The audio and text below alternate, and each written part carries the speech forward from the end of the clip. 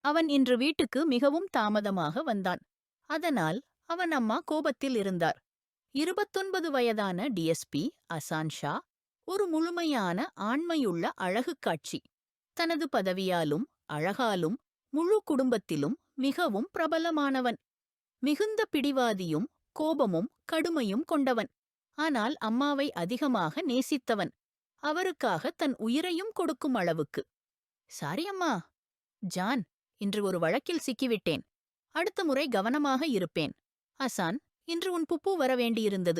அவரை வரவேற்க வேண்டியிருந்ததுப்பா. ஆனால் நீ மறந்துவிட்டாய்.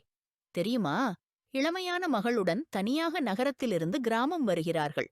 ஏதாவது விபத்தாகியிருக்கலாம். அவருடைய வார்த்தைகளுக்கு அசான் உதடுகளை கடித்துக் கொண்டான். என்ன சொல்வது? இளமையான பெண்ணை கிராமத்திற்கு தனியாக அனுப்ப வேண்டிய தேவையா? நான் அப்போதும் சொன்னேன், நகரத்திலிருந்து திரும்பும்போது அசான் அழைத்து வருவான் என்று. ஆனால் அவர் தனியாக வரவேண்டியாயிற்று. ஃபர்வா பேகம் தன் மனதிலிருந்த எல்லாவற்றையும் சொல்லாமல் அமைதியடைய முடியாதவர். அவனும் மிகுந்த அன்புடன் அவருடைய வார்த்தைகளை கேட்டுக்கொண்டிருப்பவன். அம்மா, அவர்களுக்கு எந்த பிரச்சனையும் ஏற்படவில்லையா? இப்போது அவன் கடிகாரத்தை பார்த்தபடியே தோட்டாகக் கேட்டான்.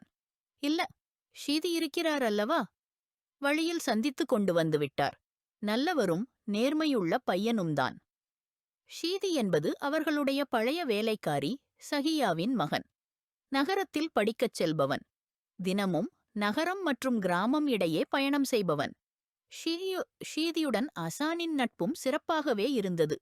அவனும் உண்மையில் ஒரு நன்றியுள்ள மனிதன். சரி, நான் ஓய்வு எடுக்கிறேன். மிகவும் சோர்வாக இருக்கிறேன். மொபைலில் வந்த மெசேஜ் பார்த்தவுடன் அவன் எழுந்தான். சாப்பாடு வைக்கிறேன், சாப்பிட்டு தூங்கிவிடு, ஃபர்வா பேகம் அன்புடனும் கவலையுடனும் கூறினார்கள். இல்ல, பசிக்கவில்லையம்மா. நீங்கள் தூங்கிவிடுங்கள் என்று கூறி அவர்களுக்கு ஷபு கயிர் சொல்லிவிட்டு தன் அறைக்குப் போனான். எவ்வளவு நேரம் காத்திருக்க வேண்டும் அசான்?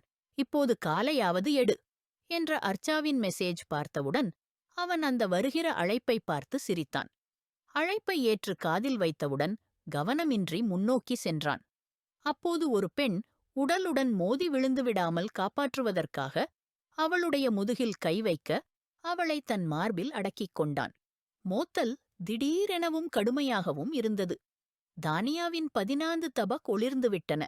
அவள் 16 வயது ஆன பிடிவாதியான அழகிய தானியா கமால் ஷா, அசான் ஷாவின் புப்பூவின் மகள். அசான் உடனே அவளை விலக்கி பல்லை கடித்தவாறே கோபமாகப் பார்த்தான். கீழே விழுந்த மொபைலை எடுத்தான். அது அணைந்திருந்தது. மேலும் அதில் கிழிந்த அடையாளமும் இருந்தது. நீ குருடியா? பார்ப்பதே இல்லையா? அவன் கோபமாக கத்தினான். அதில் அவள் பதறினாள். சாரி அசான் சாயின், தவறுதலாக நடந்தது என்று அவள் காது தொட்டபடி இளமைக்கேற்ப பேசினாள். உன் சாரியால் என்ன பிக்கல் செய்யவா? அசான் மொபைலை சுற்றி பார்த்தபடி கோபத்துடன் கத்தினான். அவள் பயந்து பின்னால் சென்றாள். பின்னர் பறந்து அங்கிருந்து ஓடினாள். கோபமான மனிதன். தன் முடியை ஆத்திரமாக ஆட்டிக்கொண்டு அவள் இப்போது தன் அறையில் இயல்பாக இருந்தாள். அங்கு அவளுடைய தாய் முன்னரே இருந்தார். கதவை நன்றாகப் பூட்டி அவர்களது அருகே சென்றாள். மிஷன் இஸ் சுக்சஸ்ஃபுல் அம்மா என்று மகிழ்ச்சியுடன் தாயை கட்டி அணைத்துக் கொண்டாள். சபாஷ், என் குழந்தை. இப்படித்தான் உன் வேலைக்குப் பிடியாக இரு. அந்த நாள் தொலைவில் இல்லை. அசான் ஷா உன்னுடையவனாக இருப்பான். இந்த முழு ஹவீலியும் உன்னுடையதாகும். என் குழந்தை, உன் குறிக்கோளை மறக்காதே. புப்பூசர் மீனா அவளுக்கு விரிவாக விளக்கியார். தன்னுடைய முதல் வெற்றியில் தானியா மிகவும் உற்சாகமாக இருந்தாள். வரவிருக்கும் நேரத்திற்குத் தெரியாமலே அவள் தன்னுடைய வாழ்க்கையில் எவ்வளவு பெரிய பிரச்சனையை வரவேற்கப் போகிறாள் என்பதை. அர்ச்சா கோபத்துடன் படிகளைக் கடந்து கீழே இறங்கிக் கொண்டிருந்தாள். மிஸ்ஸஸ் லுப்னா அவளை அப்படி கோபமாகப் பார்க்கும்போது கவலையடைந்தார். என்ன விஷயம் அர்ச்சா? யாராவது ஏதாவது சொன்னாங்களா? அவர்களின் கவலையான முகத்தை அர்ச்சா ஏற்கனவே கவனித்துவிட்டாள். என்னை யார் என்ன சொல்வார்கள் மாமா? I am not good today என்று உதடு குழாய் வைத்தவாறே அருகிலிருந்த ஒரு நாற்காலியை இழுத்து உட்கார்ந்தாள். அடச் செல்லம், ஏதாவது புரியட்டும். என்னாச்சு? என் அரசியின் மனநிலை ஏன் சரியில்லை? ஏதாவது அந்த டிஎஸ்பியோட சண்டையானதா என்று அவர்கள் கண் இருமாற்றத்தில் அறிந்து கொண்டார்கள். இதனால் அர்ச்சாவின் கோபம் மேலும் வெடித்தது. யூனோ மம்மா, எல்லா ஆண்களும் ஒரே மாதிரிதான், துரோகிகளும் சுயநலவாதிகளும். அவள் ஏற்கனவே உள்ளே வைத்திருந்த கோபத்தை அம்மாவின் கேள்வி தீட்டிவிட்டது. ஆனால் அர்ச்சா செல்லம், அசான் எனக்குத் தெரிய போதும் அப்படி இல்ல. அவன் உன்னை நிறைய நேசிக்கிறான், உன்னை நம்புகிறான். அவனைப் பற்றி நீ இப்படி சொல்வதை கேட்டு பெரிய அதிர்ச்சியாக இருக்குது. மிஸ்ஸஸ் லுப்னா ஜூஸ் கண்ணாடியை உதடுகளுக்கு கொண்டு செல்லும்போது அர்ச்சாவை மேலிருந்து கீழ்வரை பார்த்தார்கள். அவர்களது மகள் நடக்கின்ற அழகின் உருவம் போலவே அழகின் எல்லாம் அர்ச்சா லாஷாரியிலேயே முடிந்தது போல.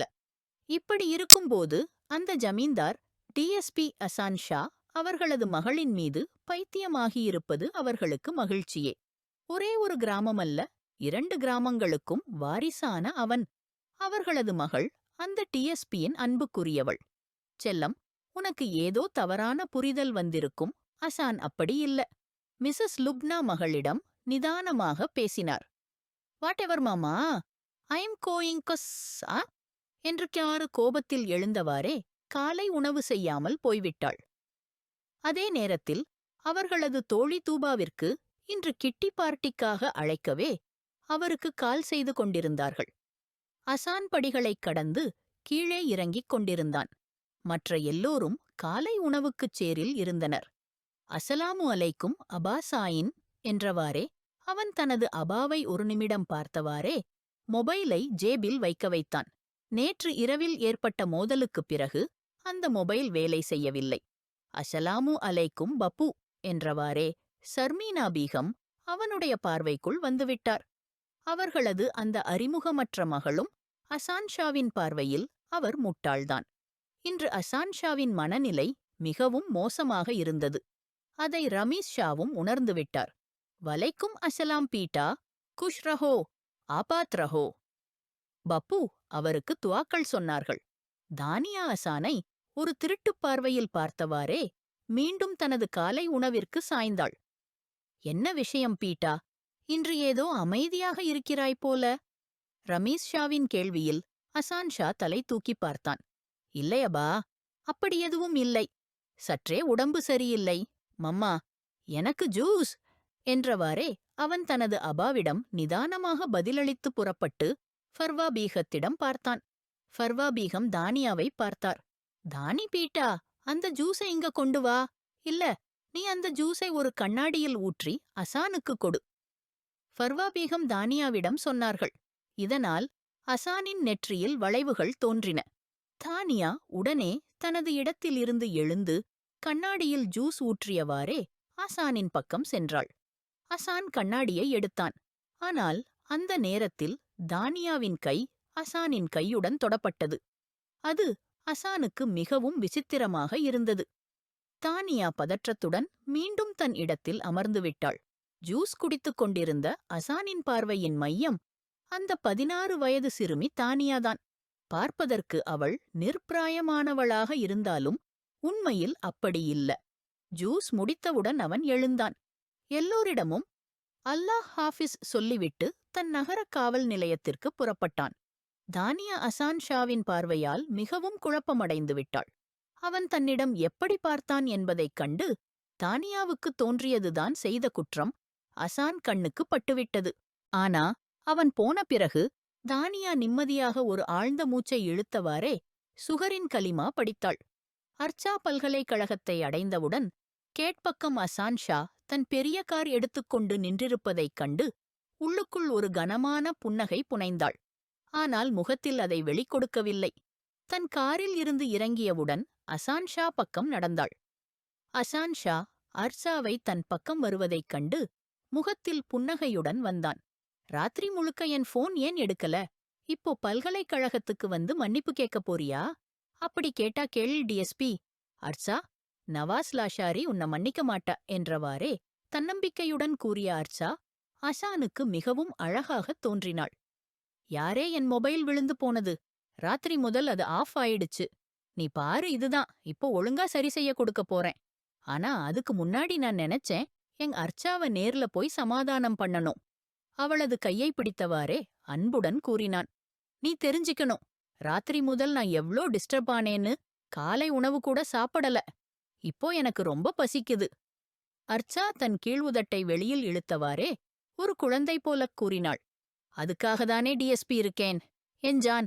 வா, நல்லா பிரேக்ஃபாஸ்ட் செஞ்சு தரேன். அசான் ஷாவின் காதலில் அவள் மேகங்களில் பறந்தாள். மகிழ்ச்சியுடன் அவனது கார் முன்சீட்டில் அமர்ந்தவளாக தானும் பெரிய அதிகாரி போல உணர்ந்தாள். அசான் ஷாவுக்கு அவளது இந்த பழக்கம் மிகவும் பிடித்தது. அவள் கோபப்படுவாள், ஆனால் விரைவில் சமாதானமாகிவிடுவாள். அவளுக்கு ஒரு உணவகத்திற்கு அழைத்துப் போய் அவளுக்கு பிடித்த உணவுகளைச் சாப்பிடச் செய்து மீண்டும் பல்கலைக்கழகத்திற்கு விட்டுவிட்டான். அசான் தனது மொபைலை சரி செய்வதற்காக ஹவால்தார் ஃபயாஜை தன்னம்பிக்கையான நபரிடம் அனுப்பினான். தனியாக இருந்தவாறே இன்று வழக்குகளின் கோப்புகளை எடுத்துப் படிக்கத் தொடங்கினான். ஒரு முக்கியமான வழக்கில் அசான் ஷா முழு ஒரு வாரமாக இப்படியே சிக்கி ஹவிலிக்குப் போக முடியாமல் நகரம் உள்ளேயே இருந்தான். இந்நிலையில் அர்ச்சா சில நேரங்களில் வந்து அவனை சற்று மன அழுத்தம் இல்லாமல் ஆக்கிவிடுவாள். தானியா ஷீடியுடன் நகரத்துக்கு வந்திருந்தாள். அவளுக்கு கல்லூரியில் சேர வேண்டியிருந்தது. இந்தச் செயல்முறையில நிறைய நேரம் எடுத்துக்கொண்டது. ஷீடி தனக்கே ஆச்சரியமாக இருந்தது. பப்பூசர் மீனாவே எப்படி பெரிய மனசு செய்து தன்னோட மகளை தன்னோட அனுப்புனாங்கன்னு. திரும்பும்போது இரவு ஆகிவிட்டது. ஷிடி பையா, நாம இங்க யாராவது வீட்டுல ராத்திரி தங்க முடியலாமா? ராத்திரி பயணிக்கிறது ரொம்ப பயமாயிருக்கு. தானியா மிகுந்த நிர்பிராயத்துடன் கேட்டாள். தானியா பீபி, கிராமம் இங்க இருந்து ரொம்ப தூரம்தான். ராத்திரி நேரத்துல நான் உங்களோட போறது சரியில்லை. இங்க இருந்து கொஞ்சம் தூரத்துல அசான் சாயின் வீடு இருக்கு. நீங்க வீட்டு பேர் கூட பேசுனீங்கன்னா நான் உங்களை அங்க விட்டுடுவேன். நீங்க அங்க இருந்து ஹவிலிக்கு போயிடுங்க. ஷீடிக்கு கூட அந்த நேரத்துல தானியாவோட போவது சரியில்லை என தோன்றியது. ஹான், இது சரி இருக்கு. நீங்க என்ன அசான் சாயின் வீட்டுக்கு விட்டுருங்க. அங்க இருந்து நாங்க ஹவிலிக்கு போயிடுவோம். அவளும் உடனே சம்மதித்தாள். பிறகு சில நிமிடங்களில் அவள் அசான் ஷா முன் அமர்ந்தவாறே எல்லா விவரங்களையும் கூறினான். அசான் ஷாவின் உதடுகள் இறுக்கமாக இருந்தன. அவன் எந்த நிலையிலும் தானியா ஷாவை அங்கே வைத்திருக்க முடியாது. இப்போ ஹவிலிக்கு அழைத்துச் செல்லுவதாகவும் அவனுக்கு சரியானதாய் தெரியவில்லை. அவனுக்கு கோபம் வந்ததோ அந்த பப்பு எப்படி தன் மகளை ஷீடியோட அனுப்பினாங்கன்னு. சரி ஷீடி, நீ போ, நான் இவளுக்கான ஏற்பாடு பண்ணுகிறேன். அசான் ஷா மிகவும் ஆழமான குரலில் கூறியவுடன் ஷீடி உடனே வெளியேறிவிட்டான். இது உங்க வீடா, அசான் சாயின்? அசான் அப்போது யாரோடோ போனில் பேச முயற்சிக்கும்போது அவளது வார்த்தைகள் கேட்டு நின்றுவிட்டான். அவன் அவள் பக்கம் திரும்பினான். யாரோட அனுமதியோட நீ ஷீடி கூட நகரம் வந்த?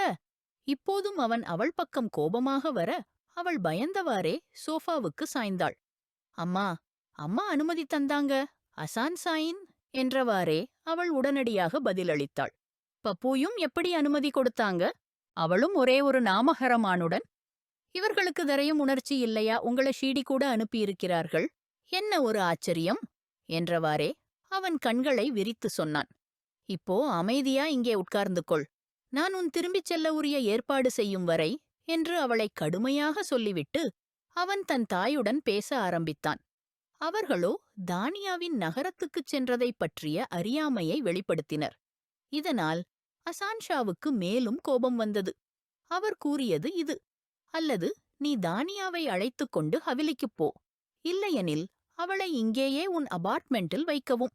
வேறு யாரோட கூட அனுப்பாதே. தானியா ஷா அசான் ஷாவுக்கு பெரிய பிரச்சனையாக மாறியிருந்தாள். ஏனெனில் இன்னும் சில நிமிடங்களில் அர்ச்சா அங்கே வரவேண்டியிருந்தது. அசான் ஷா எப்படியும் விரும்பவில்லை தானியாவை அர்ச்சா அங்கே பார்க்க வேண்டும் என்று. மறுபுறம் அர்ச்சாவும் தானியாவை அங்கே பார்த்து ஏதாவது தவறாக எண்ணக்கூடாது. ஆனால் நடக்கப்போவதை யாரும் தடுக்க முடியுமா? அவன் இவற்றையெல்லாம் யோசித்துக் கொண்டிருக்கும் போதே அர்ச்சா சந்தோஷத்துடன் உள்ளே நுழைந்தாள். ஹாய் அசி, வேர் ஆர் யூ என்று தனது பையை சுற்றிக்காட்டி உள்ளே வந்தவள் நேராக சோபாவில் அமர்ந்திருந்த ஒரு இளம் பெண்ணை பார்த்தவுடன் தன் கால்களிலேயே உறைந்தாள். தானியாவும் அந்த அழகான பெண்ணை பார்த்தவுடன் திரும்பிப் பார்த்தாள். சிவப்பு ஸ்கர்ட் மற்றும் வெள்ளை ஷர்ட்டில் கழுத்தில் சிவப்பு ஸ்டாலர் அணிந்திருந்த அந்த பெண் அவளது அழகு ஆடையிலேயே வெளிப்படையாக காட்டிக் கொண்டிருந்தது. தானியா உடனே தன் பார்வையை விலக்கிக் கொண்டாள். அசான் ஷா தானியாவை நோக்கிய அவளது பார்வையை கவனித்தவாறே உதடுகளை இறுக்கியான். இவள் யார் அசி? அர்ச்சாவினால் எழுந்த முதல் கேள்வியே அசான் ஷாவை சிக்கலில் ஆழ்த்தியது. கஜன்தான் யார்? கொஞ்சம் பிரச்சனை வந்துச்சு, அதனாலதான் இங்கே. அப்படி என்ன பிரச்சனை அசான்? இவள் இப்போ உன்னோட அபார்ட்மெண்ட்ல என்ன பண்ணிட்டு இருக்கா? கஜனேனா வீட்ல இருக்கணுமே, இங்க என்னத்துக்கா வந்திருக்கா? அர்ச்சாவின் சந்தேகமான இயல்பு அசானுக்கு நன்றாகவே தெரியும். அவள் ஒரு நிமிடமும் அவனில் சந்தேகமுறையாது. அவனையே காண வேண்டுமென்ற அவள் விருப்பம் அசான் நன்கு அறிந்திருந்தான். அர்ச்சா அவனை காதலிக்கிறாள், மிகுந்த அளவில். அதே காதலுக்காகத்தான் அசான் ஷா தன் இதயத்தை இழந்தான். ஆனால் இப்போது தானியா ஷா ஒரு பெரிய கேள்விக்குறி. டோன்ட் வொரி, இன்னும் கொஞ்ச நேரத்துல அவளை திருப்பி கிராமத்துக்கு போனு விடுவேன். நீ இங்க வா, உட்கார. அசான் ஷா அர்ச்சாவை சமாதானப்படுத்த நினைத்தான். ஆனால் அர்ச்சாவுக்கு அந்த பெண் ஒரு கணமும் பிடிக்கவில்லை. அர்ச்சாவுக்கு கடும் கோபம் வந்தது. அசான், ஒரு நிமிஷத்துக்குள்ள இவளையே இங்க இருந்து வெளியே அனுப்பு. ஒரு நொடி கூட இந்த பொண்ணையே நான் தாங்க முடியாது. அர்ச்சாவின் வார்த்தைகளால் தானியாவுக்கு அவமானம் ஏற்பட்டது. மன்னிக்கணும் பாஜி, நான் இங்க என் விருப்பத்துக்காக வரல, கட்டாயத்தால வந்தேன். எனக்கு தெரிஞ்சிருப்பா நீங்க வரப்போறீங்கன்னு. நான் இங்க ஒருபோதும் வரவே மாட்டேன். தானியா தன் இடத்திலிருந்து எழுந்தவாறே அழுத்தமாக கூறினாள். அர்ச்சா மற்றும் அசான் அவளது முகத்தை பார்த்து நின்றுவிட்டார்கள். What are you saying? You call to me paaji? How dare you? உனக்கு என்ன தைரியம் என் முன்னாடி அந்த வார்த்தை பேசுறதுக்கு? நீ ரொம்ப சின்ன பொண்ணையா என்ன பாஜின்னு கூப்பிடுறே? அசான், நான் இவள மொத்தமா அடிச்சு உடைச்சிருவேன். என்ன மாதிரி பேசுறா பாரு. அசாவுக்கு ஏக்கம் வந்தது. வன்முறையாக தானியாவை நோக்கி முன்னேறினாள். தானியா பயத்தால் பின்னோக்கி நின்றவளாக இருந்தாள். ஆனால் அசான் அர்ச்சாவை இடைநிறுத்தினான். என்ன பண்ணப் போற? பைத்தியமாகிட்டியா? பின்னுக்குப் போ. அசான் ஷாவுக்கும் இப்போது கோபம் வந்துவிட்டது. ஏனெனில் அர்ச்சா மிகையாக நடந்து கொள்கிறாள். நான் பைத்தியமாகிட்டேன். இவளை இப்போ இதே நேரத்துல இங்க இருந்து வெளியே அனுப்பு. அர்ச்சா ஒருவிதத்திலும் பின்னடைய தயாராக இல்லை. சரி, நீ இங்க இரு, நான் அவளை விட்டுவிட்டு வர்றேன். அசான் வேகமாக விஷயத்தை சமாளிக்க நினைத்தான். நீயா விட்டுவிட்டு வர்றே? நீதான் இப்போ எல்லாத்துக்கும் மேல் பொறுப்பா? இவள டிரைவரோட அனுப்பு இப்பவே.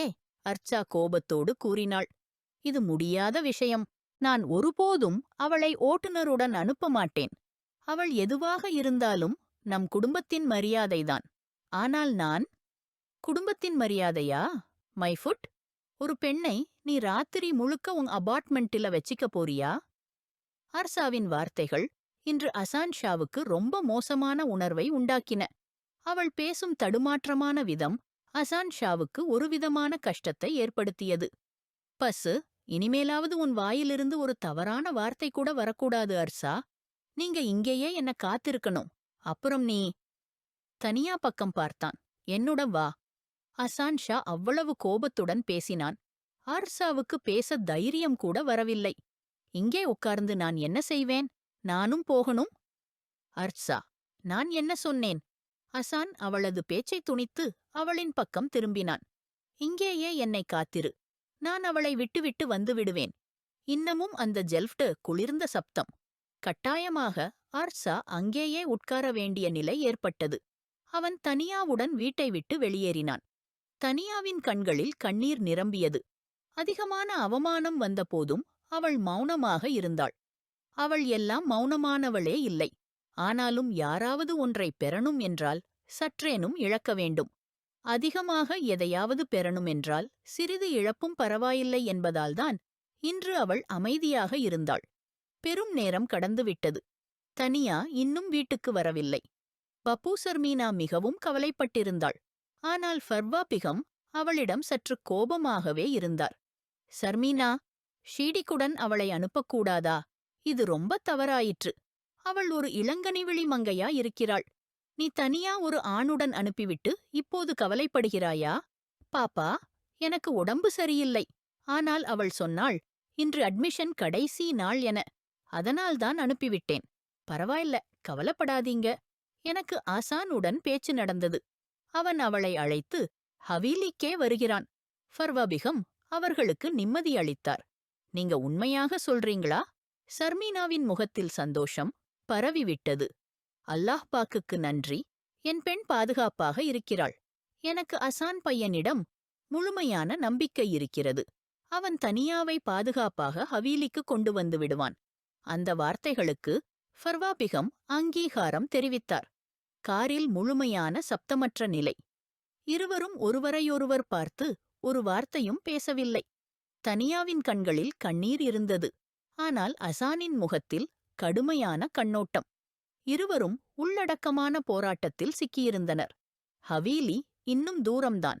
அவள் உங்களுடைய கேரல் ஃப்ரெண்ட் தானே அசான் சாயின்? அந்த கணத்தில் கச்சே வழியிலே காரை ஓட்டிக் கொண்டிருந்த போது தனியாவின் வாயிலிருந்து வந்த வார்த்தைகளால் அதிர்ந்து போனான். வாட்? என்ன சொன்ன? அசான் சடுமாறி ஸ்டியரிங்கை பிடித்து அவளின் பக்கம் பார்த்தான். அந்த பெண் உங்கள் கேரல் ஃப்ரெண்ட் தான் இல்லையா? நீங்க உங்கள் நகர் வீட்டிலே வச்சிட்டு வந்தீங்க. இப்போ திரும்ப போய் அவளுடன் இரவு கழிக்கப் போகிறீங்களா? ஒரு 16 வயது பெண்ணின் வாயிலிருந்து இவ்வாறான வார்த்தைகள் வந்ததை கேட்டதும் அவன் அதிர்ச்சியில் முழுமையாக காரை நிறுத்தினான். என்ன தவறா பேசுற? உனக்கு அறிவா என்ன பேசுறே? உன் வாயை உடைத்து விடுவேன். மறுபடியும் இப்படியொரு வார்த்தை பேசினா. ஆசான் அவளுக்கு அடித்துவிட வேண்டும் போல கோபத்தில் இருந்தான். நாங்க உண்மையே சொல்றோம். அவள் உங்கள் நகர் கேர்ள் ஃப்ரெண்ட் தான். இன்று இரவு அவளுடன் நீங்க இருக்கப் போறீங்க. அசான் சாயின், நாங்கள் ஹவீலிக்கு போய் மாமா சாயினிடம் அனைத்தையும் சொல்லிவிடப் போறோம். உன் வாயை உடைத்து விடுவேன். மறுபடியும் இதே மாதிரி பேசினா. அவளது சப்தத்தை வலிமையாக பிடித்து அசான் அவள் மேல் வளைந்தான். தனியா சிதைந்து அமைதியாகிவிட்டாள். நீ எவ்வளவு வயசு இருக்கே? பேசுற வார்த்தைகள் பார். நீ 16 வயசு குட்டி பொண்ணு மாதிரி தெரியவே இல்லையே. நீ பேசுற ஒவ்வொரு வார்த்தைக்கும் என்ன அர்த்தம் இருக்குன்னு உனக்கு தெரியுமா? அசான் கோபத்தோட ஸ்டியரிங்கில ஒரு முத்திரை வச்சான். எங்களுக்கு தெரியும், நகரத்துல பொண்ணும் பசங்கும் எப்படி இருப்பாங்கன்னு. நாமும் அந்த நகரத்துல தான் பெரியவங்க ஆனோம். இது வேற விஷயம்.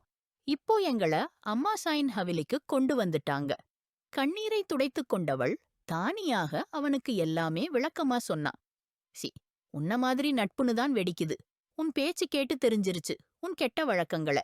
ஹவிலிக்குள்ள போனதும் நீ ஏதாவது தவறான விஷயம் பேசினா என் கையில இருந்து யாரும் காப்பாத்த முடியாது.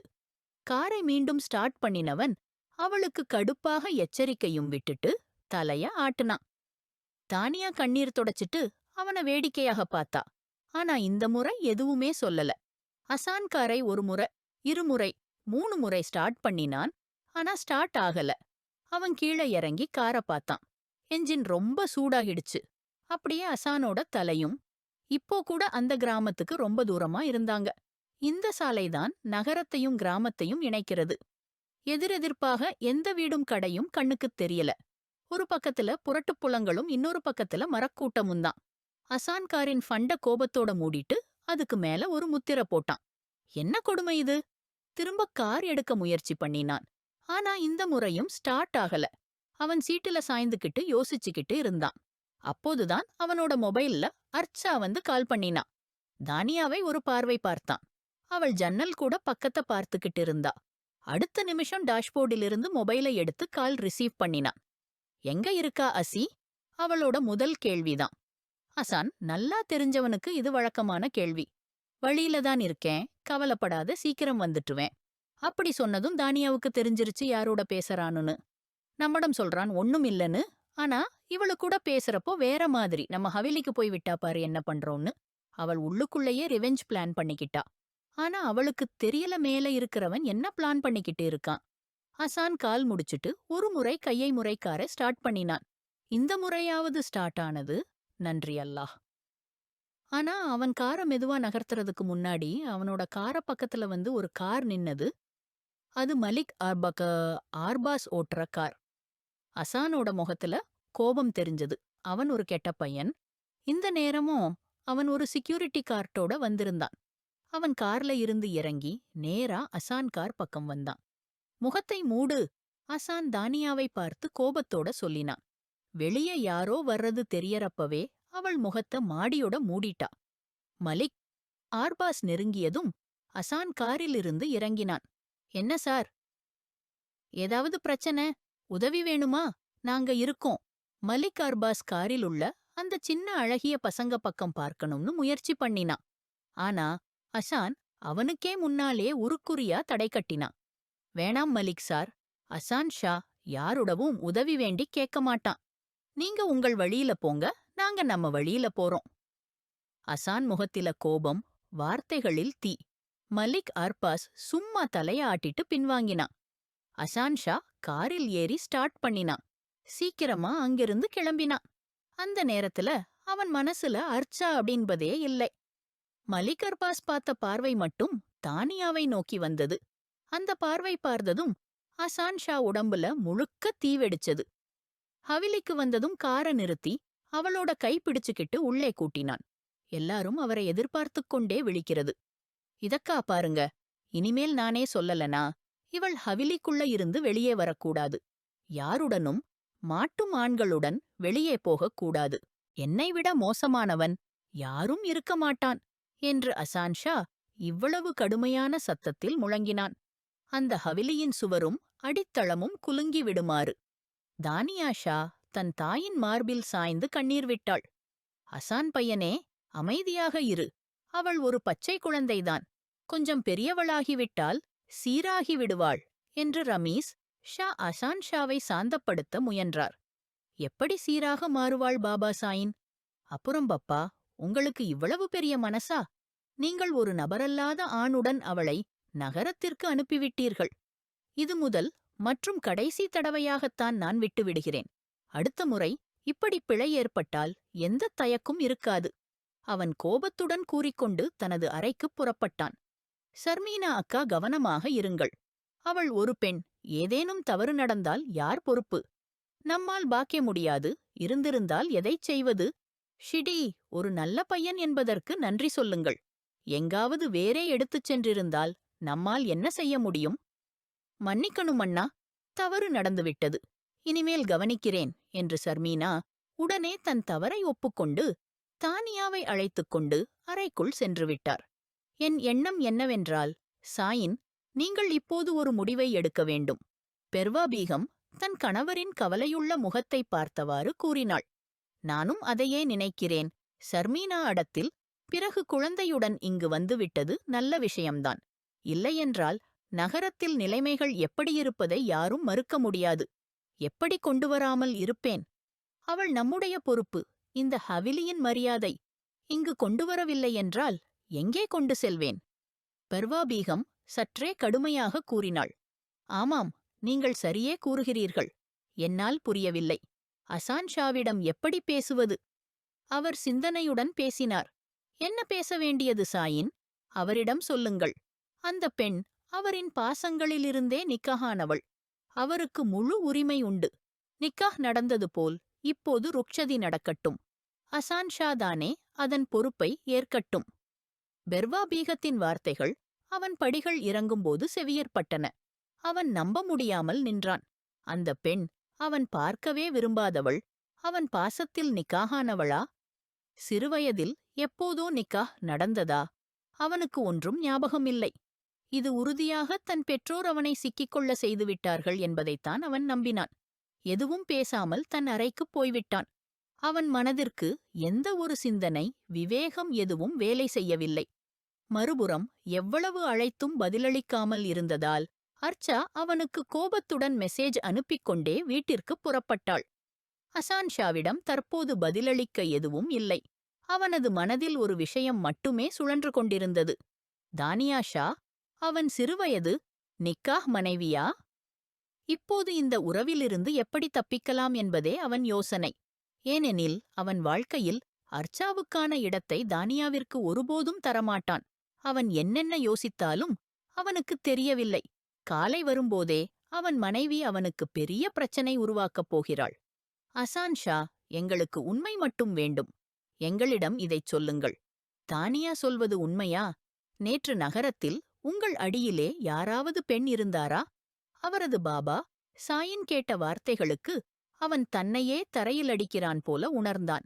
இந்த நிலைமையெல்லாம் அந்த 10 அறியாத 16 வயது பெண் காரணமாக நிகழ்ந்தது. பாபா சாயின், அவள் சொல்வதை நீங்கள் உண்மை என்று நம்பப் போகிறீர்களா? அசான் ஷா ஆழமாக சுவாசித்து கூறினான். சரி, என் தலையில் கை வையுங்கள். சத்தியமாகச் சொல்லுங்கள். நகரத்தில் உங்கள் காதலியான பெண் யாரும் இல்லையா? ரமீஸ் ஷாவின் வார்த்தைகளுக்கு அசான் ஷா ஆழமான மூச்சு விட்டான். பாபா, அவள் என் நண்பி மட்டும்தான். அவள் ஏதோ தவறாக புரிந்து கொண்டாள். இங்கே வந்து உங்களை அவளாக கூறுகிறாள். நான் அவளை கொன்று விடுவேன். அசான் ஷா கோபமாக முன்னே சென்றவனை ரமீஸ் ஷா தடுத்து நிறுத்தி அவனை ஒரு பெரிய அறையை கொடுத்தார். அசான் ஷா அதிர்ச்சியுடன் தன் பாபாவை பார்த்தான். வாழ்நாளில் முதல் முறையாக அவர்கள் தன் மீது கை வைத்திருந்தார்கள். அவன் கண்களில் பளிச்சென்று தெரிந்த திகைப்பு பாவனையை பார்த்த ரமீஸ் ஷா ஆழமாய் சுவாசித்து அமைதியாக இருந்தார். அவர் தங்கள் இளைய மகனை காயப்படுத்திய உணர்வில் நின்றுவிட்டார். பாபா சாயின். அசான் ஷாவின் சத்தத்தில் ஒரு நனவு கலந்தது போல இருந்தது. ஆனால் அந்த நேரத்தில் ரமீஸ் ஷா தன்னை பலவீனமாகக் காட்ட விரும்பவில்லை. அதனால் அவர் மார்பை நிமிர்த்து செய்து நின்றார்.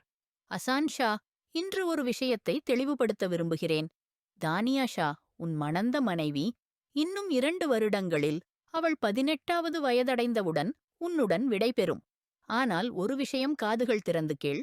இந்த வீட்டின், இந்த குடும்பத்தின் மரியாதைக்குரிய பெண் தானியா ஷாவே. அதனால் உன் மூளையில் வேறு யாரையாவது கொண்டு வர நினைக்காதே. இல்லையென்றால் என்ன பாபாஜான், அதைச் சொல்றீர்களா? அசான் ஷா வேதனையுடன் கேட்டான். இல்லையென்றால் நீ உன் பாபா சாயின் இறந்த முகத்தைக் காண்பாய். ரமீஸ் ஷாவின் இந்த வார்த்தைகள் அசான் ஷாவின் உள்ளத்தை சுருட்டி வீசியது. அவன் பாபாஜான் இப்படி ஒரு கடுமையான தீர்மானம் எடுப்பார் என்று அவனுக்கு எதிர்பார்ப்பு இல்லை. ஆனால் இந்த எல்லாம் காரணம் அந்தப் பெண்ணே. அவள் இந்த வீட்டில் வந்ததிலிருந்தே அவன் வாழ்க்கையை ஆழ்மட்டமாய் கலங்கடித்து விட்டாள். இது ஒரு தங்கத்துல சுரங்கம் கண்ட மாதிரி ஆயிடுச்சு. நாங்க இவ்ளோ நாள் போராடிட்டு இருந்தோம். ஆனா உங்க மணந்த மனைவி தானியா ஷா என்பது எங்களுக்குத் தெரியவே இல்ல. சர்மீனா பிப்போ ஆச்சரியத்துடன் தானியாவை பார்த்துக் கூறினார். தானியா அந்த நேரத்தில் நன்கு பதற்றத்துடன் இருந்தாள். அவளுக்குத் தெரிந்தது அசான் ஷாவின் மீது அவளது பாபா கை வைத்திருக்கிறார்கள். அதற்கான பழிவாங்கல் அவன் நிச்சயமாக எடுப்பான். அவளது கைகளும் கால்களும் குளிர்ந்துவிட்டது. அம்மா, அம்மா, இன்றிரவு நாங்கள் உங்களோடவே தூங்குகிறோம். பயந்தவளாய் சர்மீனா பேகம் கையை பிடித்து சொன்னாள். ஏன் பயப்படற? இப்போ உனக்கு உன் மாமாவின் ஆதரவெல்லாம் இருக்கு. பயப்படாதே என் குழந்தை. இப்போ எல்லாமே சரியாகிவிடும். அந்த நாள் தூரமில்லை, நீ இந்த ஹவிலியின் உரிமையாளியாக மாறுவாய். எனக்கு இப்போ வருத்தத்தை சொல்ல முடியல. உன் பாபா இறப்பதுக்கு முன் இந்த விஷயத்த நல்லபடியாக முடிச்சிட்டாரு. எனக்கு ஞாபகம் இருக்குது. நீ பசங்க இருந்தப்போ ஒரு தடவை உன் பாபா இந்த ஹவிலிக்குள்ளே உன்னை கொண்டு வந்தார். அப்பவே உன் நிக்கா அசான் ஷாவோட ஆயிருக்கும் போல. ஆனா அது பற்றி எனக்கு எதுவுமே சொல்லல. சரி, ஆனா நல்ல விஷயமாயிட்டது. என் பாக்கியசாலி மகளே, அல்லாஹ் உனக்கு நல்ல நசீபு தரட்டும். ஆமீன். சர்மீனா பேகம் அவளது நெற்றியில் முத்தமிட்டபடி பரிசுத்தமாக வாழ்த்தினார். ஆனால் அந்த நேரத்தில் தானியாவின் உள்ளம் முழுக்க அசான் ஷாவின் பயம் நிறைந்திருந்தது. இரவு கடைசி வேளையில் தானியா யாரோ அவள் அறையில் இருப்பது போல உணர்ந்தாள். அவள் பயந்து விழித்தாள். சத்தமிடவே நினைத்தாள். ஒருவன் அவளது வாயை அடைத்துவிட்டு குளோரோஃபார்ம் வைத்துவிட்டு அவளை மயக்கச் செய்தான். அவள் விழித்தபோது ஹவிலியில் இல்லாமல் வேறெங்கோ இருந்தாள். அவள் தலைகணம் கொண்டு எழுந்தவுடன் மீண்டும் படுக்கையில் விழுந்தாள். எதிரே அசான் ஷா கோபத்துடன் நின்று அவளை பார்த்துக் கொண்டிருந்தான். தானியாவின் கைகள், கால்கள் தளர்ந்துவிட்டது. அவள் உடனே எழுந்து ஓரமாக நின்றாள். நீ எங்களை இங்கே ஏன் கொண்டு வந்தீர்கள்? அவள் பயந்து கேட்டாள். பசங்க இருக்கும்போதே நிக்கா ஆயிட்ட. அதனால உன்னோட தொடர்பை மீண்டும் ஆரம்பிக்க கொண்டு வந்தேன். தெரியுமில்ல? என்ன தொடர்பு? ஏனெனில் நீ வயசில் மட்டும் பசங்க. ஆனா மற்றையெல்லாம் உனக்கு நல்லாகத் தெரியும். அசான் கிண்டலாகச் சொன்னான். அசான் சாயின், நீ எங்களை இப்படிச் செய்ய மாட்டீங்க. நாங்க நினைச்சு செய்யல. தானியா கொஞ்சம் பதறினாள். ஏனென்றால் அவன் நோக்கம் நல்லதல்ல என்று தெரிந்தது. இதை எடுத்துக்கொள், போய் போடு. அவன் அவளுக்கு ஒரு சாடி வீசி சொன்னான். இது என்ன? நீ காட்டிக்கொள்ற மாதிரி மாசுவும் இல்லை. இந்த சாடி போடு, உடனே வெளியே வா. அவன் குளிர்ந்த குரலில் பரிதவித்தான். இந்த நெட் பிளவுஸ் சாடி எப்படி நாங்க போடுறது? எப்படியோ எல்லா மாப்பிள்ளை மனைவிகளும் தங்கள் கணவரை கவர்ந்து கொள்ள இப்படித்தான் அணிவாங்குகிறார்கள். எனக்கு மீண்டும் சொல்ல விடாதே. நான் உள்ளே வந்தவுடன் இதைத்தான் அணிந்து இருக்கணும். இல்லையானா நான் என் முறையில் போட வைக்கிறேன். அசான் ஷா அவள் மீது கோபத்துடன் சொல்லிவிட்டு அறையை விட்டு வெளியே சென்றான். உடன் பிறந்தவளாக இல்லாமல் தன்னை திட்டமிட்டே தூண்டும் அவனை கவனித்தவுடன் தனியா ஷாவிற்கு தற்போது சாரி அணிவது கட்டாயமானதாகிவிட்டது. அதில் உள்ள பிளவுஸ் மிகச் சிறியது என்பதால் அவளின் இடுப்பு மற்றும் வயிறு முழுவதும் வெளிப்பட்டன. கைகள் மற்றும் கழுத்துக்கு மேலுள்ள நெட்டுப்பருத்தியலால் அவளது பாலும் போன்ற கைகளும் தெரியவந்தன. அவளுக்கு அதுவே அழகையும் அழுத்தமையும் கொடுத்தது. அவள் ஒரு 16 வயது பாவையாய் எதிலும் தெரியவில்லை. அந்த நேரத்தில் தானாக கண்ணாடியில் தன்னை பார்த்து அவளே குலுங்கிக் கொண்டாள். ஆனால் இப்படியொரு குளிரில் அசான் அவளிடம் சாடி அணிய சொன்னது ஏன் எனத் தெரியாமல் உள்ளுக்குள் அவனைத் திட்டினாள். அம்மாவின் பேச்சைக் கேட்டு இந்த ஹவிலிக்கு வந்த அந்தக் கணமே கோபமாக நினைத்து இன்று ஹவிலியிலிருந்து வெகு தொலைவில் அசான் ஷாவின் கட்டுப்பாட்டில் சிக்கிக் கொண்டிருந்தாள். பயத்தில் அவளது கை கால்கள் குளிர்ந்தன. அசான் ஷா யாரோ ஒருவருடன் பேசும் தொலைபேசி குரலை கேட்டவுடன் அவள் கதவை சிறிது திறந்து காதைச் சாய்த்தாள். நீ என் காதலை நம்பலையா? என் காதலை? இதை எப்படி நீ செய்ய முடியும் அர்சா? நான் ஏற்கனவே முடிவு செய்துவிட்டேன் அசான் ஷா. அந்தப் பொண்ணே உனக்கு கெட்டிகாரி. இல்லையென்றால் நீ ஒய்சி இரவில வீட்டுக்கு திரும்பியிருப்பாய். ஆனால் நீ வரவில்லை. நம்பிக்கையைத் தொலைத்துவிட்டாய். அர்சா அழுது கொண்டே சொன்னாள். நீ தவறு பண்ற நீ அர்ச்சா. நான் உன்னை நிச்சயமாக நேசிக்கிறேன். சிக்கிக்கிட்டேன். ஹவிலிக்குப் போனதும் என்று அவன் பதறினான். அசான், நீயே தெரிஞ்சுக்கோ. நேத்து நான் 3 மணி நேரம் உன்னைக் காத்திருந்தேன். ஆனால் நீ வரவில்லை. என் அழைப்பையும் எடுக்கவில்லை. எந்த ஒரு செய்தியுக்கும் பதில் சொல்லவில்லை. இன்று காலையிலிருந்து இவ்வளவு நேரம் ஆகிவிட்டது. இப்போது நீ அழைத்து எனக்குத் தெரிவிக்கிறாய். உன் காதலை நம்பச் சொல்லுகிறாய். இதனாலே என் மனத்தில் இருந்த உன்மீதான காதல் தீர்ந்துவிட்டதா? அசான் அழுத்தமான சோகத்துடன் கேட்டான். அந்தப் பிற்புறம் அர்சா மெதுவாக கதறினாள். அசான், எனக்கு வேண்டாம் ஒரு விஷயத்திலும் சிக்கிக் கொண்டிருக்கும் கணவர். திருமணத்துக்குப் பிறகு இப்படியிருந்தால்? அவள் வார்த்தை முடியாத முன் அசான் கோபத்தில் அழைப்பை நிறுத்திவிட்டு கைபேசியைச் சுவரில் வீசியவன் அது 2 துண்டாக உடைந்தது. தனியா அச்சத்தில் கதவை உடனே உள்ளிருந்து பூட்டினாள். நக்கி விழுங்கி தன் குரலுக்கு ஈரத்தைத் தந்தவள், யா அல்லாஹ், எங்களை இந்த கொடூரனிடமிருந்து காப்பாற்று. இவன் இன்னைக்கு நம்மை நேராக விழுங்கிடுவான் என்று சபித்தாள். சாளரத்தைத் தேடினாள். அப்போது கதவு சத்தமிட்டது. தனியா தனியா கதவைத் திற என்றார் அசான். இன்று அவனது தலைமேல் ரத்தம் சுழன்று கொண்டிருந்தது. இன்று தனியா ஷாவை அவன் கட்டாயமாக அழிக்க வேண்டிய நாளாக இருந்தது. தனியா, இன்னும் 2 நிமிடங்களில் கதவைத் திறவில்லை எனில், என்கிட்ட மாஸ்டர் சாவி இருக்குது. நான் கதவைத் திறந்தவுடனே உன்னோட அவஸ்தைய நீயே யோசிக்க முடியாது போல செய்யப் போகிறேன் என்று கூச்சலிட்டான். தனியாவின் ஆவி உறைந்தது. அந்த சிவப்பு நெட்டுச் சாடியில் தீப்பிழம்பாக மாறியவள் அங்கிருந்து ஓட வேண்டும் என்ற ஆசையுடன் இருந்தாள். ஆனால் அந்த சாடியில் ஓட முடியவில்லை. சாளரத்தின் பக்கத்திலிருந்து பார்த்தபோது அது 2ஆம் மாடியில் இருந்தது. சாளரத்தைத் திறந்தவுடன் பனித்த ஒளி அவளது பளபளப்பான உடலைத் தொட்டது. உடலில் முழுவதும் அதிர்ச்சியாய் பரவியது. சாளரத்தில் ஏறி அமர்ந்தவளாக இருந்தாள். அப்போது கதவு திறந்து அசான் உள்ளே வந்தான். அவனை பார்த்தவுடன் தனியா அச்சத்தில் விரைத்தாள். அதிக பயத்தில் அவளால் யோசிக்க முடியாமல் கீழே குதித்தாள். அவள் கீழே விழுவதற்கு முன்பே அசான் அவளது மணிக்கட்டை பிடித்தான். அந்த நொடியிலே அவள் காற்றில் தொங்கினாள். அசான் தன்னை கட்டுப்படுத்தி அவளை மேலே இழுத்தான். ஆனால் அவள் தன் கையை விலக்கிவிட முயன்றாள். அசான் மேலும் இழுத்தபோது அவள் நேராக அவன் மீது விழுந்தாள்.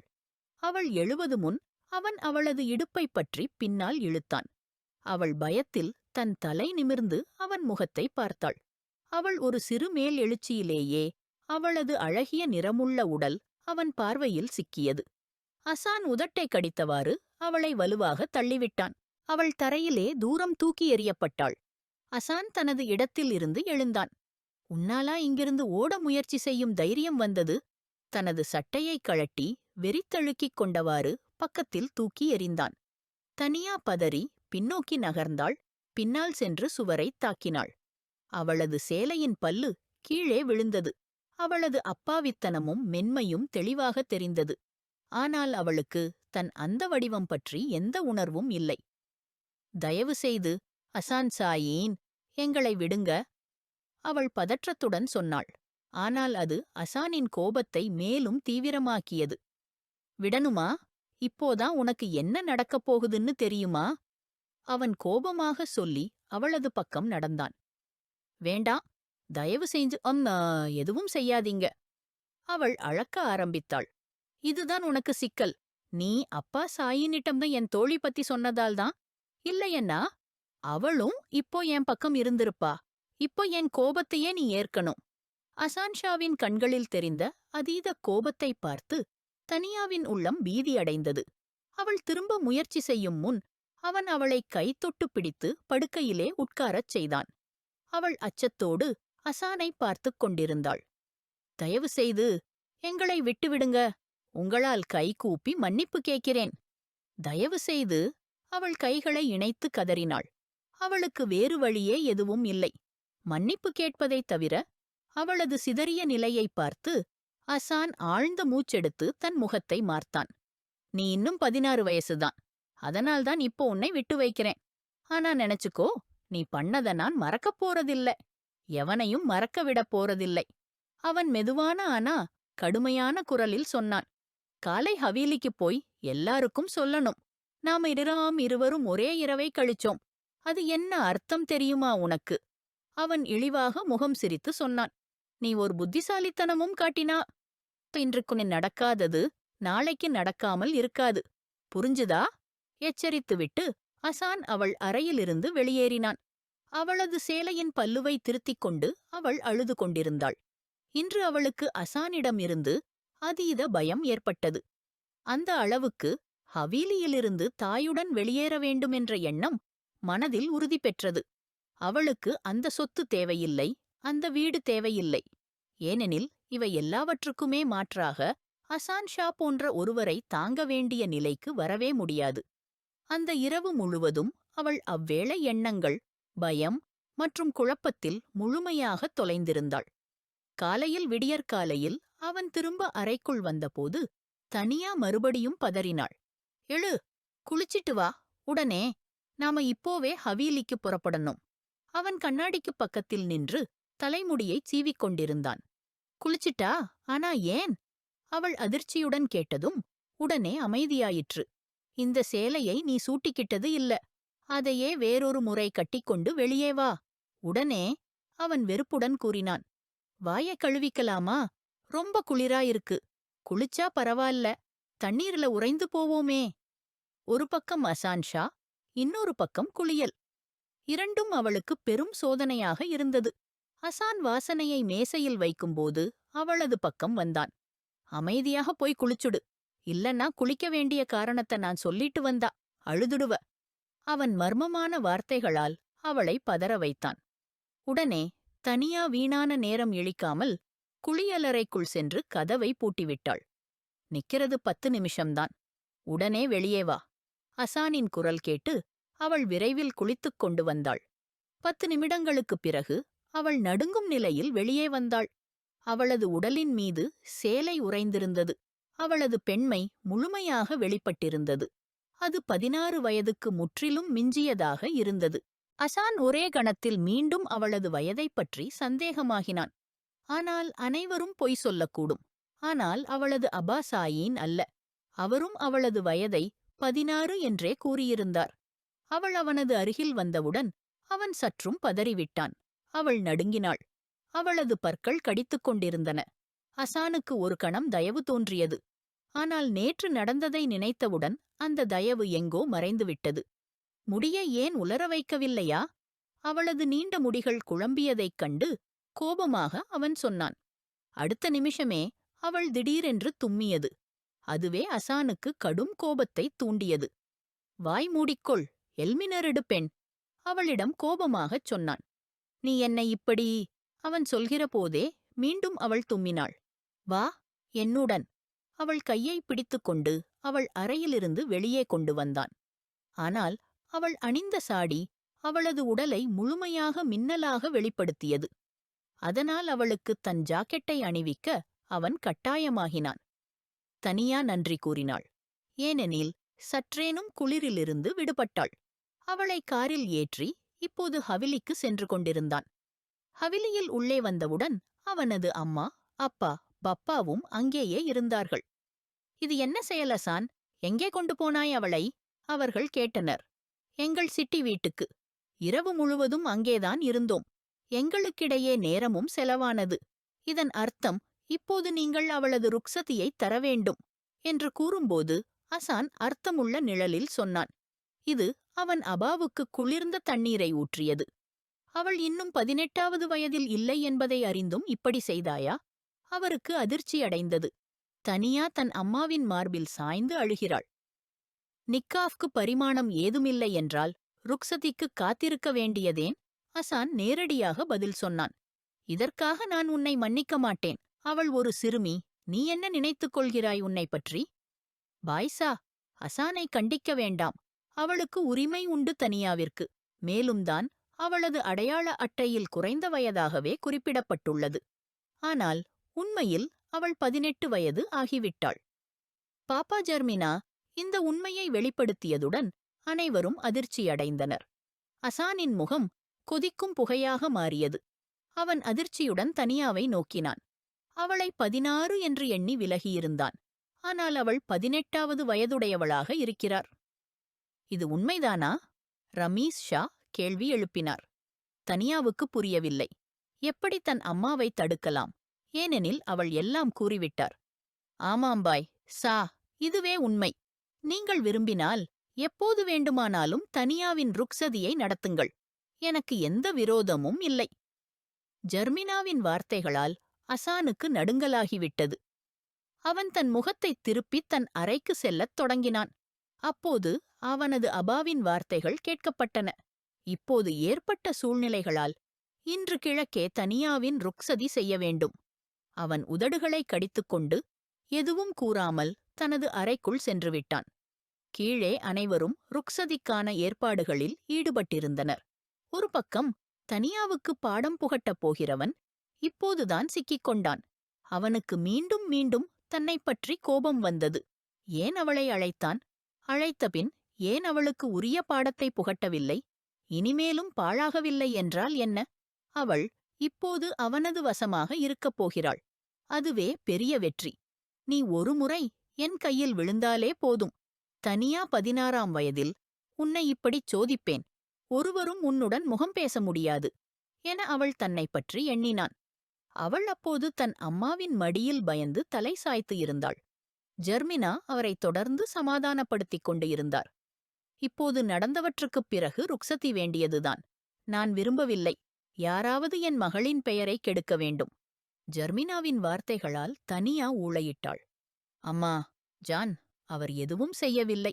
தனியாக ஒரே இரவு என் ஊரிலுள்ள வீட்டு அறையில் வைத்திருந்தான். பிறகு அவள் இன்னும் பேசிக் கொண்டிருந்த போதே ஃபர்வா பீகம் அழைத்து விட்டார்கள்.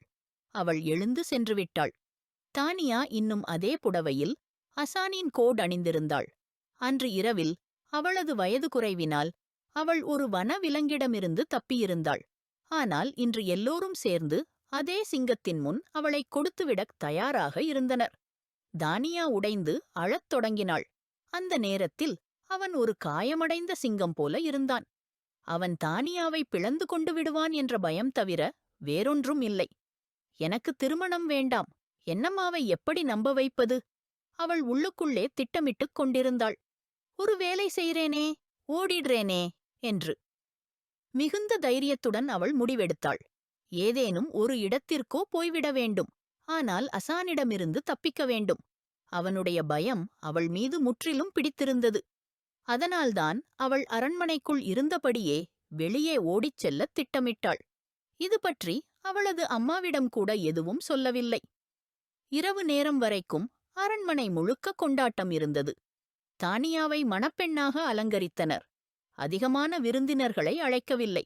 ஆனால் குறுகிய நேர அறிவிப்பில் அருகாமை உறவுகள் அனைவரும் வந்திருந்தனர். தானியா தன்னை ஒரு பலஹீனமாக உணர்ந்தாள். ஒருவிதமாக அவளைக் களைகட்டிக் கொண்டு சிங்கத்தின் முன்னால் சுமப்பது போல் இருந்தது. அந்த சிங்கம் அவளை விடாதவாறு கொஞ்ச நேரத்திற்கு தனியாக விட்டிருந்தபோது அவள் பெரிய ஷாலை எடுத்து மாட்டிக்கொண்டு வந்தாள். ஒரு கணத்தில் தானியாவின் கால்கள் நடுங்கின. அவள் செய்தது தவறாக இருந்தது. எல்லோரது மானம் கேள்விக்குள்ளாகும். ஆனால் அவள் அசானுடன் எந்தவிதமான உறவும் வேண்டாம் என்ற முடிவில் உறுதியுடன் இருந்தாள்.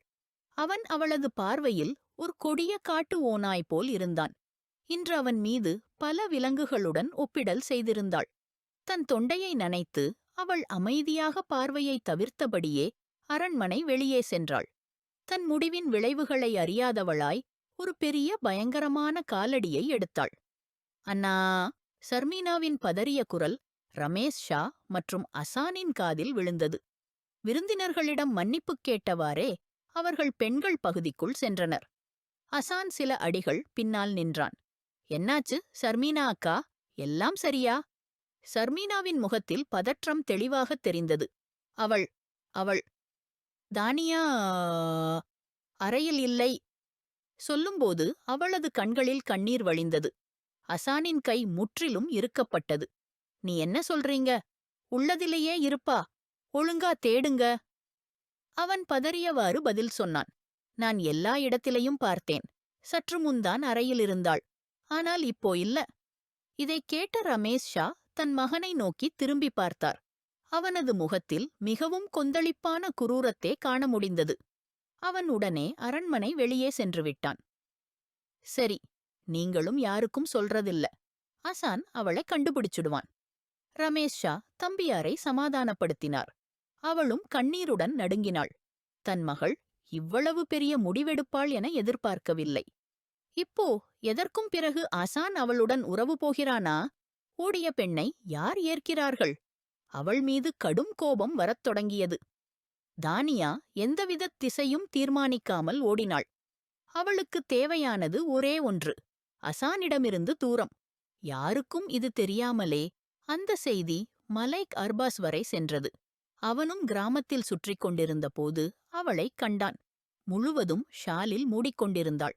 மணப்பெண் போல இருந்தாள். அவளுக்குப் பின்னால் அவன் ஜீப்பை நிறுத்தி அவளை கூர்ந்து பார்த்தான். அசான் ஷாவின் மரியாதை சாலைகளில், மலைக் அர்பாஸின் முகத்தில் ஒரு சாட்டானின் புன்னகை. பெண்ணே, உனக்குத் தேவை, நான் உதவலாமா? மென்மையான குரலில் அவளிடம் கேட்டான். ஜீப்பிலிருந்து இறங்கினான். தானியா பயத்தில் 2 அடிகள் பின்னோக்கி சென்றாள். முகத்தை நன்றாக மறைத்திருந்தாள். வா, நான் உன்னை சேர்க்கிற இடத்துக்குச் சேர்த்து விடுறேன். அவன் அருகே வந்து அவளது தனிமையை பயங்கரமாக குறை கூறினான். தானியா சுற்றிலும் பார்த்தாள். யாரும் இல்லை. இரவு நேரம். கிராமத்தினர் மாலை வாக்கில் வீட்டிற்குள் அடைந்து விடுவார்கள். இந்த நேரத்தில் அவள் யாரிடம் உதவி கேட்பாள்? தானியா மெதுவாகவும் பயத்துடனும் தன்னை கடந்து போனாள். அரே, ஏன் பயப்படுற? நான் அஜான் ஷா இல்ல. நான் ஒரு கொடூரமான விலங்கு இல்ல. நான் மலைக் அர்பாஸ். ரொம்ப மெல்லிய குணமுள்ளவங்க. பெண்களோட எப்படி மெதுவாக நடந்துக்கணும் எனக்குத் தெரியும். கோவம் கூட வராது. வெறிச்சே நீ சோதிச்சுப்பாரு. அவன் 2 அடியளவில் நின்று சொன்னான். தானியாவுக்கு அவன் வார்த்தைகள் ஓரளவுக்கும் தாக்கம் ஏற்படவில்லை. ஏனெனில் அவன் கண்களில் இருந்த சதாசதமாகத் தெரிந்த பிசாசு அவளுக்கு நன்றாகத் தெரிந்தது. அவள் தன்னைத்தானே திரும்பி ஓட ஆரம்பித்தாள். அந்த நேரத்தில் மலைக் அர்பாஸ் சிரித்துக்கொண்டே அவன் ஜீப்பை நோக்கிச் சென்று டிரைவரிடம், அவளுக்குப் பின்னால் வண்டியை ஓட்டு என்றான். தானியா அச்சத்துடன் ஓடும்போது அவன் பின்னால் ஒரு பார்வை வீசியதும் தடுமாறி வாயில் விழத் தொடங்கினாள். ஆனால் ஒருவரது இரும்பு மார்பில் மோதி விழுந்தாள்.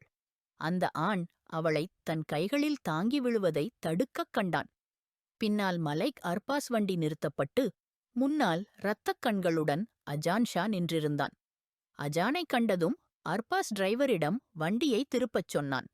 அவன் அஜான் ஷாவின் பகுதியிலேயே இருப்பதால் அவனிடம் சண்டை போட முடியாது. அஜான் ஒரு டிஎஸ்பி என்பதாலும் சிறையில் அடைக்க நேரிடலாம் என்பதாலும் அவன் விலகிக் கொண்டான். அவன் விலகியதும் அஜான் கோபத்துடன் தானியாவை நோக்கிப் பார்த்தான். தானியாவுக்கு முகம் சோரலாகியது. எதுவும் கூறாமல் அவளைப் பிடித்து ஹவ்வீலிக்குள் அழைத்துச் சென்றான். அவளது கௌரவத்திற்கு எதுவும் நேராமல் இருக்கவே ஹவ்வீலியின் வெளிப்புற வாயிலில் நுழைந்தான். ஜர்மீனா பேகம் தானியாவை பாதுகாப்பாகக் கண்டதும் அல்லாஹ்வுக்குப் புகழ் சொன்னாள். தாய் அருகே செல்லும்போது அவள் எதிர்பாராத விதமாக ஒரு பெரிய அடியை முகத்தில் வாங்கினாள். அவள் பின்னால் விழுந்துவிட்டாள். அந்த அடியில் அவளது உதடு வெட்டிப் புண்ணாயிற்று. அவள் வியப்புடன் உதடிலிருந்து வருகிற இரத்தத்தை பார்த்தாள். ஆனால் ஜர்மீனா இன்னொரு தடவை அதே இடத்தில் மீண்டும் அறைந்தார். இப்போது தானியாவுக்கு தலையில் சுழற்சி ஏற்பட்டது. மயக்கமடைந்து விழுந்துவிட்டாள். பரவா பேகம் ஜர்மீனாவை தடுத்தார். ஆனால் ஜர்மீனா தன் முகத்தை மறைத்தபடியே கதறிக்கொண்டே அழுதார். என் மகள் இன்று என்னை யாருக்கும் விட அநாதமாக விட்டுவிட்டாள். என் கைகளால் அவளது கழுத்தை நெரித்துவிடணும் போல இருக்கு. பரவா பேகம் தானியாவை சற்றே தூக்கி நிறுத்தினார். தானியா தலையை பிடித்தவாறு தன் தாயை பார்த்தவாறே அழுதாள். ஜர்மீனா, நிலைமை பார்க்கிற நேரம் இது. வெளியே யாரெல்லாம் இருக்காங்க தெரியுமா? சத்தம் போடுறேன்னா எல்லாம் கேட்பாங்க. பரவா பேகம் கோபத்தை அடக்கி பேசியதும் தானியா நாவை கடித்தாள். இனிமேல் என் உயிர்ல இந்த பொண்ணோட எதுவும் சம்பந்தம் இல்ல. அஜானை சொல்லுங்க. அவள் மேல எப்படி வேண்டுமானாலும் நடக்கலாம்.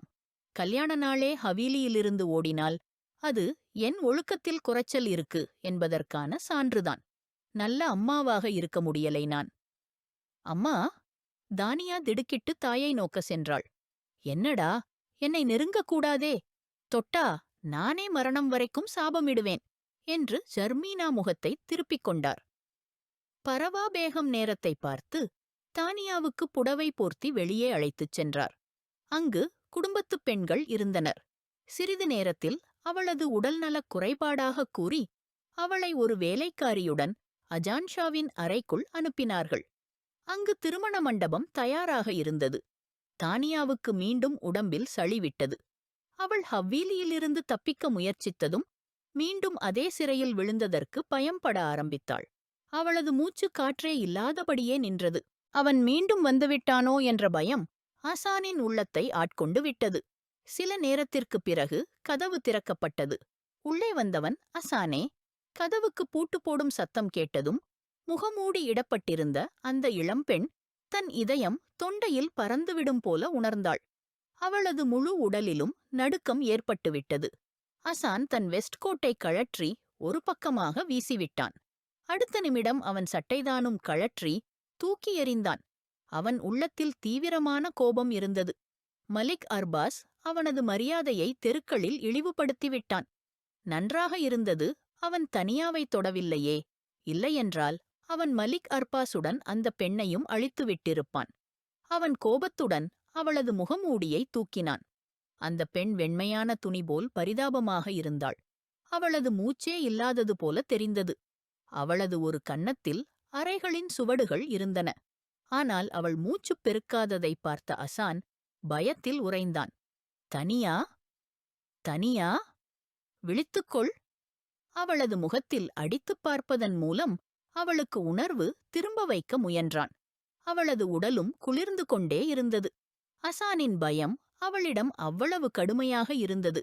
அவள் தன் உணர்வுகளை தாழ்த்தியிருந்தாள். அவளது முகத்துக்குச் சாய்ந்து அவளுக்கு தனது மூச்சை அளித்தான். எப்போதும் விழிக்க அவளுக்கு உதவி செய்ய விரும்பினான். அவளது கண்கள் திறந்தன. ஆனால் அவள் இன்னும் மூச்சுப் பெருக்கவில்லை. கண் இமைக்காமல் அவன் முகத்தை பார்த்துக் கொண்டிருந்தாள். அசான் அவளது முகத்துக்கு மேலும் நெருங்கி அவளது மூச்சை உணர்ந்தான். திடீரென அவள் ஆழ்ந்த மூச்சு விட்டாள்.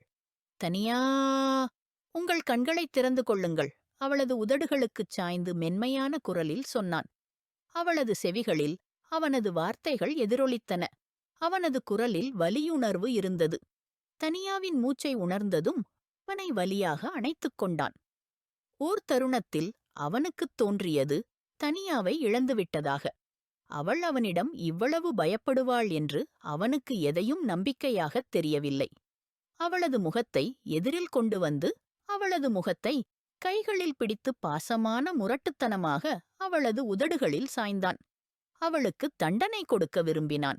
ஆனால் அவளது பயத்தை உணர்ந்ததும் அனைத்தையும் மறந்து அவளிடம் நெருக்கமடைந்தான். அசான், சாயீன். அவன் அவளது துணியை எடுத்துவிட்டு பக்கமாக வைத்தபோது அவள் பதட்டமடைந்தாள். எதுவும் காயப்படுத்த மாட்டேன். எந்த தண்டனையும் இல்லை. ஆனால் என் உரிமையை பெற்றுக்கொள்வேன். அந்த இரவில் விட்டுவிட்டதை உன்னுடைய சிறுவயதுக்காக என்னால் என்ன செய்வதைத் தவிர்த்தேன் என்பதைக் கண்டது இந்த மனசுதான். ஆனால் நீங்கள் உங்கள் கேர்ள் ஃப்ரெண்ட் காதலித்தீர்களே, அந்த அத்தியாயம் முடிந்துவிட்டது என்று கூறிவிட்டீர்களா? அசானின் நெற்றியில் சுருக்கங்கள் வந்தன. அவள் என்னிடம் எப்படி சொல்வது? அவன் அர்ச்சாவின் வீட்டுக்குச் சென்றிருந்தான். அங்கே அவன் ஒரு ரகசியத்தை அறிந்தான். அவனது அம்மா அவனை எப்படி கட்டுப்படுத்துவது என்பதை அர்ச்சாவுக்கு கூறிக்கொண்டிருந்தாள்.